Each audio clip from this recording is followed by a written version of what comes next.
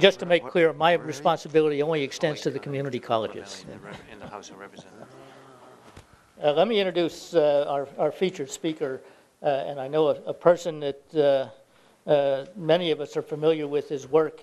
Guy is a managing director, and in your folder there's a bio about some of the work that Guy has done. Is the managing director of Garage Technology Ventures, an early stage venture capital firm in Silicon Valley. Was a columnist for Entrepreneur magazine, ranked one of the top 100 bloggers. When do you have time? I mean, previously was an Apple Fellow for Apple Computer Incorporated, where he was one of the individuals responsible for the success of the Macintosh computer. It doesn't seem that long ago. Yes, it does.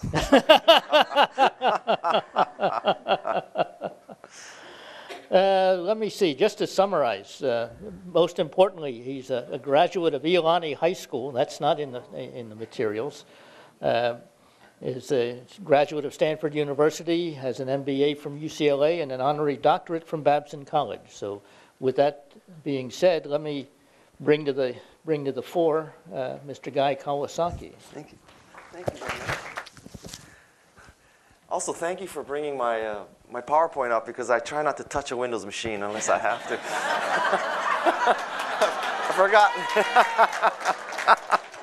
I've forgotten my glove. It's a Michael Jackson thing. Good morning. My name is Guy Kawasaki. I'll tell you a little bit of my background, because that was kind of the stock background. I am fundamentally from Kalihi Valley. I was raised in Kalihi Valley. I went to Kalihi Elementary. My house is about a mile from where the Extreme Makeover house is. And so, but we didn't make $250,000 a year. I'm very much a Kalihi boy. I went to Iolani. Otherwise, I would have gone to Farrington. And the last time I was in this area, I swear there was an incinerator right here. So it's been that long. And this is the Kapalama Canal here, right? And so those were the days. I live in Silicon Valley right now. I live in Atherton, California. I've never really lived in Hawaii since Stanford, but you know, you kind of never leave Hawaii, right? And so I've been in Honolulu for a week talking about technology, and this is a question that I'm constantly asked about: what will it take to have a high-tech industry or high-tech community in Honolulu? And the answer is sitting in this room. I don't think it's about laws, and I don't think it's about special programs. I think it's about the education of our youth in science and engineering and math. And you're it, right? So this is the key. And the answer to the question I constantly face is, what's the most important thing? And I think it's engineering. It's engineering. Stanford, the Silicon Valley, is driven by engineering. That's what makes Stanford successful. That's what makes Silicon Valley successful. That's what makes Boston successful. And if you start with the education in engineering and math and science, everything else will follow, including people like me who are venture capitalists, because we're driven by greed. And if you have good engineers, we'll follow you. We'll follow you to the ends of the earth. We will paddle here if we have to. So that's the answer to that. I'm going to give you a presentation about the art of innovation, the lessons that I've learned about innovation as a person working at Apple, as a venture capitalist, and also as an entrepreneur myself. I worked for Apple from '83 to '87 as Apple's evangelist. I left Apple and started several software companies. I became a writer and a speaker. I returned to Apple as its chief evangelist back in 1995, and then I left again to start what's today Garage Technology Ventures. It is an early stage venture capital firm. Throughout my career, I've watched many, many high-tech CEOs speak, and I will tell you that I've learned two things about high-tech CEOs as speakers. The first is that they suck, and the second is that they have very poor concept of time and punctuality. So basically what I'm telling you is they suck, and you have no idea how much longer they will suck.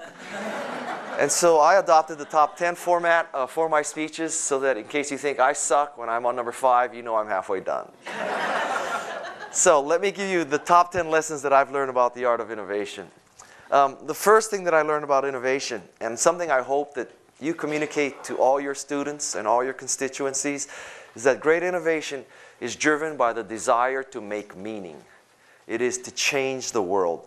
It is to make the world a better place. The root of Apple Computer is not about making cool stuff. The root of Apple Computer is to make people more creative and more productive. It is about making meaning. Now, as a venture capitalist, I'll tell you that many times we meet with companies and they say, we want to make money. We want to quickly flip our company and sell it to Google. We want to take it public on NASDAQ. And inevitably, those kinds of companies never succeed because they attract the wrong kind of employee. They attract MBAs, they attract consultants, they attract investment bankers, and those are probably the 3 worst kinds of people in a startup. So the first lesson that I learned about what drives innovation is the desire to make meaning. I'm going to read to you an ad. I think this is the most meaningful ad I have ever seen. A woman is often measured by the things she cannot control. She is measured by the way her body curves or doesn't curve. By where she is flat or straight or round. She is measured by 36, 24, 36, and inches and ages and numbers. By all the outside things that don't ever add up to who she is on the inside. And so if a woman is to be measured, let her be measured by the things she can control, by who she is and who she is trying to become. Because as every woman knows, measurements are only statistics, and statistics lie.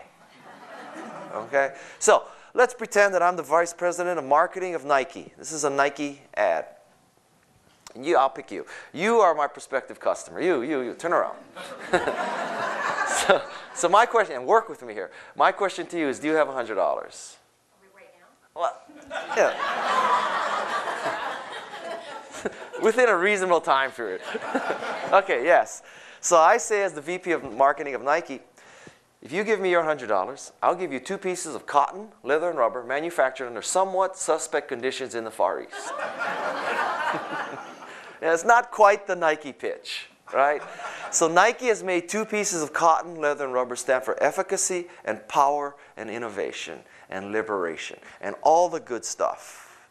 So my challenge here is that, if Nike can make 2 pieces of cotton, leather, and rubber stand for all this great stuff, imagine what you should be able to do with technology and education and the enlightenment that you represent. This is about making meaning with shoes, for crying out loud. Shoes. You're off the hook now. The second thing is, I would suggest that you, for your organizations, and I tell this to all companies and all divisions of companies, you should make a mantra for why you exist. What are you trying to do? Why do you exist? Most organizations focus on a mission statement, and they stop there. Now, the problem with most mission statements is that it's not memorable. It's too long, and it tries to take into account too many constituencies. So what happens, I'll tell you how we do it in California. We get the top 50 or 60 people of the company together. We take them off-site. Typically, this off-site is next to a world-class golf course. There's a very high correlation between golf course and mission statement. In California, if you're ever invited up there, the default place to make a mission statement is the Ritz-Carlton Half Moon Bay. Okay? So it's kind of the equivalent of going to Ihilani for 2 days. You take the 50 or 60 people out there, and you hire a group facilitator. The reason why you hire an outside facilitator is that no one on the management team can communicate or lead. So you need to bring this outsider in. And this outsider is typically a woman, not to be sexist, but it's typically a woman, and her name is typically Moonbeam. Now, Moonbeam does 2 things. She's an executive coach, and she is a Lamaze instructor. Because the process of pushing out a mission statement and getting a team to work together is not unlike the process of pushing out a baby. So the first day of Moonbeam's exercises is cross-functional teams. You're out in the wilderness, and you do things like, one of you every team send up somebody, hold your arms out, close your eyes, fall backwards into the arms of your teammates because you're going to learn to communicate. You're going to learn to trust your fellow employee. You climb ropes, you jump out of trees, you do all this kind of stuff. The second day, you're in a room like this. There's a whiteboard, and Moonbeam has a magic marker pen, and she's going to lead you through the process of creating a mission statement. 60 of you there, each of you get to put 1 word in the mission statement. This mission statement is going to be good for the employees, for the shareholders, for the customers. If HR is there, it's going to be good for the whales and the dolphins, right? If it's in Hawaii, it's also going to be good for the surfers. And And you create this mission statement, and it comes out inevitably something like this. The mission of Wendy's is to deliver superior quality products and services for our customers and communities through leadership, innovation, and partnerships. Ladies and gentlemen, this is the mission statement of Wendy's, a fast food company. I love Wendy's. We have 4 children in my family. When the children outnumber the adults, when you go from man-to-man to zone, you start appreciating fast food for what it truly represents. Okay? French fries is a vegetable in our house. But in all the times that I've eaten at Wendy's, it has never ever occurred to me that I'm participating in leadership, innovation, and partnerships. Did you ever think that? You know, next time you go to Zippy's, think, I'm participating in leadership, innovation, and partnerships. I don't think any Wendy's employee could repeat this verbatim. I don't think the founder of Wendy's could repeat this verbatim. I know he can't. He's dead. So rather than having just a mission statement, I suggest that you create a mantra, 3 words. Wendy's mantra should be healthy fast food. That's what that company represents. Nike stands for Authentic Athletic Performance. Just Do It is their slogan for customers. Why that company exists? Authentic Athletic Performance. 3rd example, FedEx. FedEx stands for peace of mind. FedEx can tell you that your package is on the 3rd shelf from the bottom on the left-hand side of a van going EVA on Highway 1 in the 2nd lane at 36 miles an hour, right at Red Hill. It could tell you all that. It could tell you all. But all of that is for peace of mind. That's what that company represents. And the final example is eBay. eBay represents the democratization of commerce. So that one person making, puka shell necklaces in the middle of Kona can stand toe-to-toe with Walmart or Amazon. That's what that company represents. For example, using 2 or 3 words that explain why a company exists. I implore you to create a 2 or 3 word mantra for your organization. Now, if I have not totally dissuaded you from creating a mission statement or focusing only on the mission statement, let me show you the easiest way to do it. All you need to do is go to the Dilbert Mission Statement Generator website. No Moonbeam, no hiring McKinsey, no 2-day off-site, nothing. Just go to the website. We exist to professionally build long-term, high-impact sources so that we may endeavor to synergistically leverage. I need to take a breath here. Existing effective deliverables to stay competitive in tomorrow's world. That's a mission statement. That's a mission statement. Totally useless, but at least it's free. The Dilbert Mission Statement Generator website. The 3rd thing is that true innovation occurs not when you duke it out on the same curve. It is not to do something 10% better, 15% better. It's to do something 10 times better. It's to get to the next curve or to create the next curve, but it's not done on the same curve. Macintosh was not a better MS-DOS machine. Macintosh was not a better Apple II. Your laser printer is not a better letter quality printer. It's a very different curve. A telephone is not a better telegraph, right? Very different. So I implore you to jump to the next curve. Don't just duke it out on this curve, and tell your students, don't be content with doing something 10 or 15% better. Do it 10 times better. Change the curve. It's a very good example. There used to be an ice harvesting industry in the northeastern part of the United States in the 1800s. During the winter, this meant that Bubba and Junior would go out to frozen lakes and ponds with their sleighs and their saws and cut blocks of ice. Bubba and Junior's idea of technology was, why don't we add another horse? Why don't we get a sharper saw? Why don't we get a bigger saw? The next curve in the ice business is the ice factory. Major technological breakthrough, right? Now you could freeze water, any city, any time of year. Much, much better. The next curve in this path was the refrigerator curve. This is the beginning of the PC business, personal chillers. Here's a very interesting thing, though. None of the ice harvesters became ice factories. And none of the ice factories became refrigerator companies. And none of the refrigerator companies are looking at biotechnology. Because Bubba and Junior wanted a sharper saw. And the ice factory wanted to have a bigger truck. Or, more ice men delivering ice. And the refrigerator companies today, they're focusing on what? Giving you more shades of taupe front panel choices. Very important lesson. True innovation occurs when you jump curves, not when you stay on the same curve. The fourth thing is to do what I call roll the DICEE. You know, when I was growing up, my father used to love to go to Las Vegas. I spent much of my youth in Las Vegas. I loved Las Vegas. And so I really am into shooting craps. But anyway, that's an aside. So I thought, I'll come up with some acronym that, you know, would fit what would be innovation. Now, many of you are taking notes. And one of the sort of phenomenon of taking notes from a keynote speaker is that tomorrow you'll look at those notes and you'll say, wow, you know, thank God that Guy gave this keynote, that he was invited, that Ted Lieu, you know, got him to do this and all this. Because until I heard him speak, I was going to create crap. I was going to tell my students to create crap, to be content with not jumping curves. Just do things 2, 3, 4, 5% better. But then Guy came and he opened my eyes. He removed the scales from my eyes. And he taught me, you need to jump curves. You need to do something great. So duh, thank you, Guy. That's the problem with the keynote speech, right? A day from now, you're going to say, well, duh, of course he said great stuff. What does he think I was going to do? Create crap on purpose? So what I need to do is get one level deeper. So that when you look at these notes in a day, you say, you know, there really was some important information. These letters, DICEE, are the acronym for what defines great innovation. The first letter is D. Great innovation is deep. Great products are deep. Great services are deep. Great programs are deep. Great schools are deep. They're not shallow. They anticipate what a person needs as the person comes up the power curve. You don't need to take the computer back and get a more powerful one. You don't need to find another institution to go to when you figure out that you've already taken the most advanced classes that are there.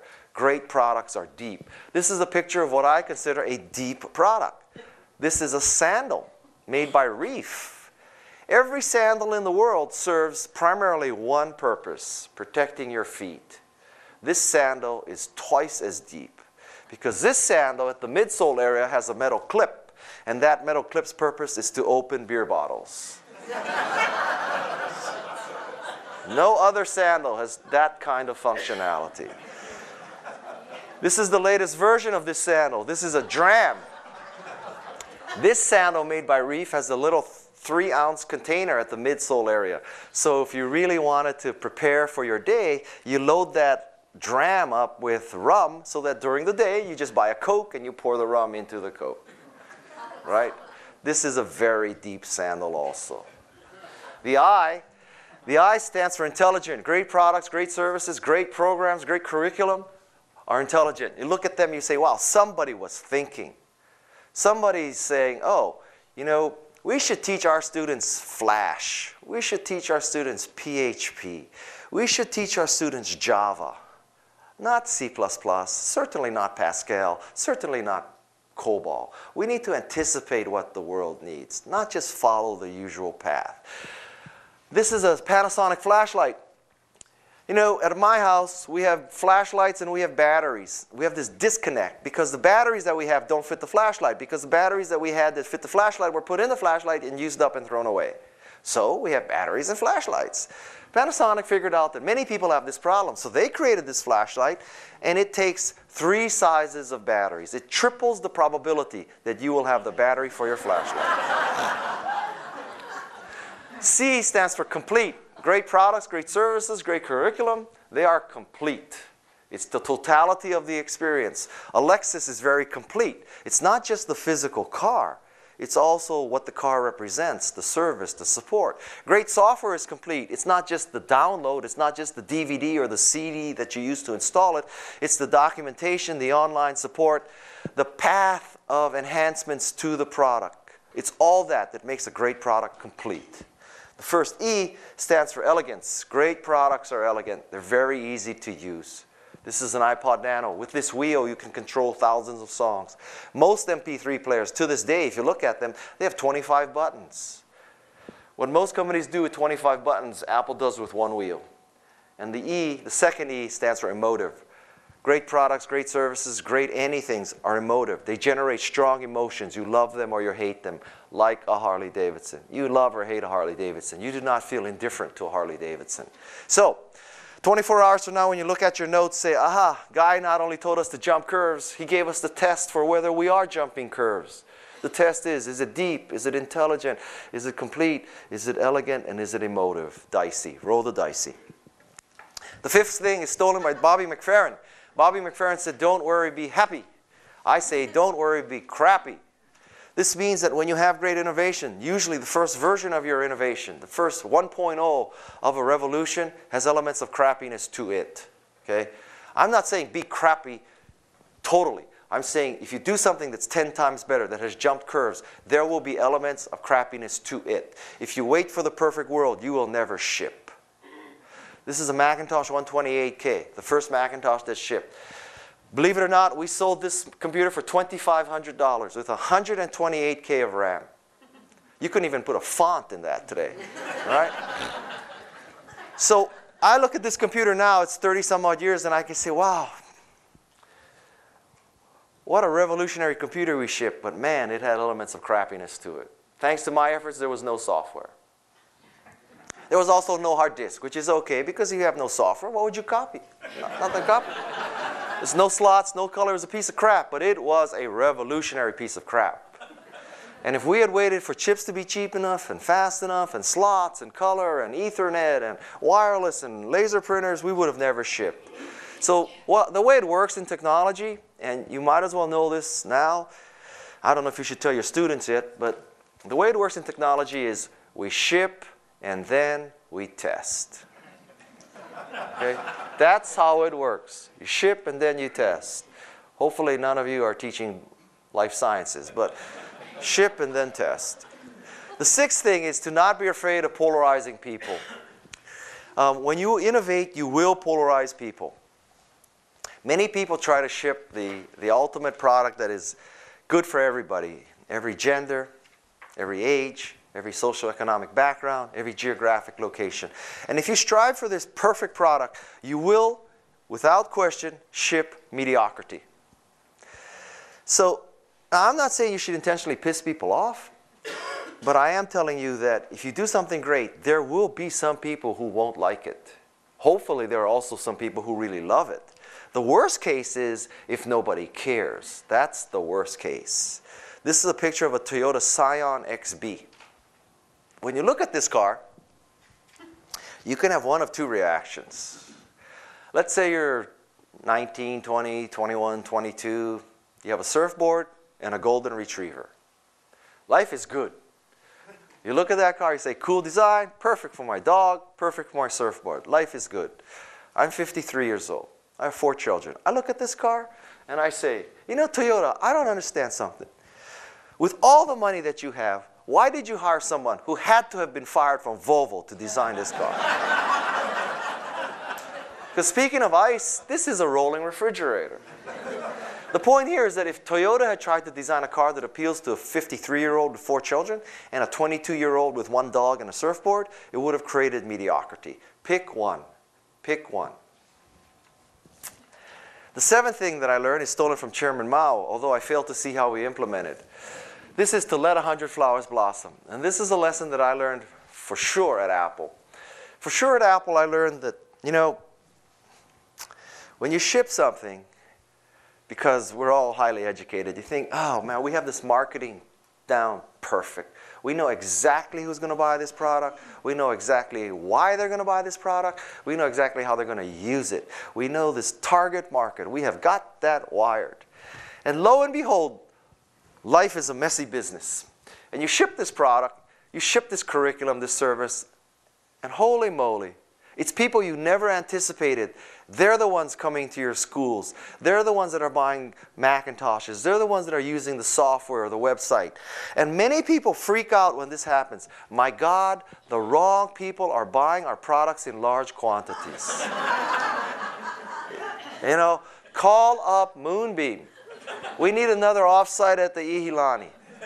Because we need to figure out how we get the people we want to buy our product, not these other people who are buying it in large quantities. My first recommendation for you, if you're ever fortunate enough to have this happen to you, take the money. Always take the money. The second thing is to ask people who are buying your product, why are you buying it? Going back and giving them more reasons along the same line. That's very different than going to the people who are not buying your product, asking them why they're not buying it, going back, trying to fix it, and go back to them and convince them. It has been my experience that you cannot convince someone who doesn't believe. And I'll tell you, my experience was that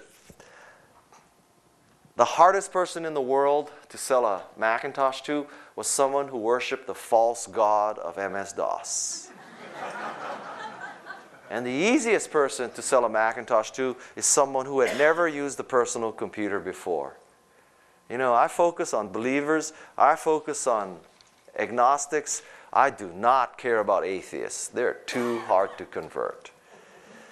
And I learned this lesson in particular at Apple with desktop publishing. Because desktop publishing saved the Apple computer. You know, in the mid-'80s, all the computer had to do was spreadsheet, database, and word processing. And if you're a Macintosh user from way back then, you'd remember that Apple was 0 for 3 in those 3 markets, right? It was 1, 2, 3, DBase, and WordPerfect. 0 for 3, baby. I was 0 for 3. That was my problem. But you know what? There was this little product called All This PageMaker. And All This PageMaker created a field of flowers called desktop publishing. And desktop publishing saved the Apple computer. No desktop publishing, there would be no Apple today. Every one of you would be listening to music on cassette tapes and Sony Walkmans. Okay? So, and I'll tell you, in a rare moment of Apple humility, nobody at Apple foresaw the potential for desktop publishing. You know, we were hell-bent for leather, focusing on spreadsheet, database, and word processor. All This PageMaker was a gift from God to Apple computer. I promise you that. I believe in God, and one of the reasons why I believe in God is there is no other explanation for Apple's continued survival. You know, that's not exactly C.S. Lewis level reasoning, but that's why, well, that's not the only reason I believe in God, but it is one of them. The point is to let 100 flowers blossom. Put your thing out there. Now, this requires that you sow entire fields of flowers, not window boxes, because the more seeds you put out there, the more probability you will hit something. Most companies focus on a little window box, and when that window box doesn't take root, they panic. Put it out there. Don't be proud. The 8th thing is stolen from the Black Panthers. The Black Panthers said, "Burn, baby, burn." I say, "Churn, baby, churn," which is, it's okay to ship a revolution with elements of crappiness to it. Okay? But it is not okay to stay crappy. So version 1 means never having to say you're sorry, but then you have to do 1.1, 1.2, 2.0, 3.0, 4.0, 5.0. This is the hardest thing for a revolutionary or an innovator to learn, and it's something you need to explain to your kids because it takes a total shift in philosophy. As an innovator, you're going to have to deny the bozos who are going to tell you it can't be done, it shouldn't be done, it isn't necessary. You need to learn to ignore these people, because if you listen to them, you will not even try. Right? That's up to the point of shipping. Once you ship, then you have to start listening to people again, and it's very hard to make that shift. Churn, baby, churn. The hardest lesson that I learned at Apple Computer. The 9th thing is all the marketing you need to know. It's called Niche Thyself. It has one very simple chart. This measures the unique ability to provide something. Horizontal is the value of that something to the customer. I don't care if you're a school, software company, service, state of Hawaii. This is the battle. This is the holy grail of marketing, which is how do you get in the upper right corner? How is Hawaii unique, and unique in ways